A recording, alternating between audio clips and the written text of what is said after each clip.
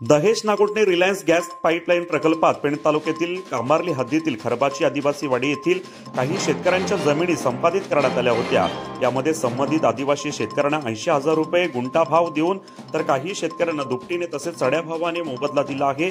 त्यामुळे कंपनीकडून आदिवासी शेतकऱ्यांची फसवणूक करण्यात आली असल्याने त्यांच्यावर अॅट्रॉसिटी गुन्हा दाखल करा, अन्यथा वर्धानी आदिवासी सेवाभावी सामाजिक संस्था यांच्या वतीने पेण तहसील कार्यालय येथे आमरण उपोषण करणार असल्याचे निवेदन जिल्हाधिकारी यांना देण्यात आले होते। त्या अनुषंगाने पेण तहसीलदार तानाजी शेजाळ यांनी तत्काळ सदर शेतकऱ्यांसह कंपनी प्रतिनिधी यांची एक दिवसीय अगोदरच संयुक्त बैठक घेऊन यातून योग्य मार्ग काढण्याचा प्रयत्न करत येत्या 15 दिवसात कंपनीने अहवाल सादर करावा असे तहसीलदार तानाजी शेजाळ यांनी सांगितले आहे।